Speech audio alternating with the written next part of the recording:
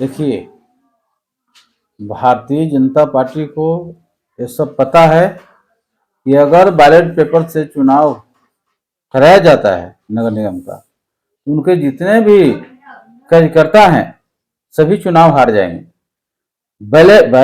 अगर ईवीएम से कराया जाएगा चुनाव, तभी भारतीय जनता पार्टी के कुछ कार्यकर्ता जीत सकते हैं, नहीं तो कोई जीतने वाले नहीं हैं। तो उसको देखते हुए भारतीय जनता पार्टी चाहती है कि किसी भी तरह से, चाहे उसके लिए भी हमको किसी भी हद पर भारतीय जनता पार्टी जा सकती है कि बैलेट पेपर से चुनाव हो। बैलेट पेपर से चुनाव का नतीजा अब बिहार में का पूरे देश में देख लीजिए, बिहार सहित क्या स्थिति हुआ। और उसका श्रेय मुख्य चुनाव आयोग ज्ञानेश कुमार को जाता है। तो भारतीय जनता पार्टी के लोग वहां नहीं जीते हैं, ज्ञानेश कुमार जीते हैं। वही झारखंड में भी भारतीय जनता पार्टी दोहराना चाह रही है, लेकिन आप देखे होंगे देश में, केरल में या अन्य जगह पर जहां जहां बैलेट पेपर से चुनाव हो रहा है, वहां राष्ट्रीय जनता दल और राष्ट्रीय जनता दल के अन्य साथियों का जीत हो रहा है। लेकिन बोला कि ईवीएम से चुनाव कराने जल्दी से उसका रिजल्ट आता है, बैलेट पेपर में थोड़ा लेट लगता है। देखिए, ये सब गुमराह करने का मामला है। विदेशों में जहां की उत्पादन होता है ईवीएम का, वहां बैलेट पेपर से चुनाव होता है। हमारा देश में ईवीएम से होता है। तो बेवकूफ बनाने का है कि जल्दी से होगा, जब चुनाव कराने में हमको 2 महीना 1.5 महीना का समय लगता है, तो 3 दिन लगेगा गिनती में। कितना दिन लगेगा? 1 दिन में नहीं, 2 दिन में हो। काउंटर बढ़ाइए, आदमी बढ़ाइए, कैसे नहीं होगा? यानी कि ईवीएम से नहीं, बैलेट पेपर से ही आप चाह रहे हैं? ईवीएम से नहीं चुनाव होना चाहिए। ईवीएम से होने का मतलब है लोकतंत्र का हत्या। बैलेट पेपर से चुनाव आप चाहते हैं? हाँ, चुनाव बैलेट पेपर से होना चाहिए।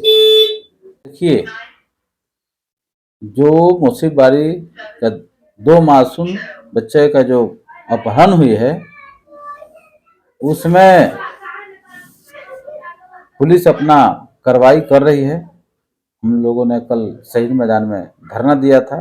धरना के माध्यम से प्रशासन को और मुख्यमंत्री जी को से हम लोग निवेदन किए हैं कि जल्द से जल्द उन अपराधियों को, उन दोषियों को गिरफ्तार किया जाए और सकुशल जो मासूम बच्चे हैं उनके बाप माँ को सकुशल वापस किया जाए और उन अपराधियों को कड़ी सजा मिले। कि हमें जो लग रहा है कि जब मोसीबारी के अंदर में अब तक बच्चा नहीं मिला, तो किसी ने बहला फुसलाकर और 4 व्हीलर से ले जाने का काम किया है, इसलिए और कहीं पता नहीं चल पा रहा है। वो अब तक तो अभी तक कोई डिमांड नहीं किया है, लेकिन बेचने के नियत से बहुत लोग है कि बच्चे को दूसरे राज्य में ले जाकर, दूसरे जगह ले जाकर बेचते हैं। वैसा सरगना का भी शक है। बहुत लोग जो रोड किनारे जो लोग बसते हैं, गुलगुलिया बोलता है लोग, वो लोग भी बहुत बच्चा कर, वो लोग भी उसको अपहरण कर कर वो लोग भी ले जाकर भीख मंगवाता है, दूसरे राज्य में रखकर, दूसरे जगह भेज कर, बाद में कोई पहचान नहीं पाता है।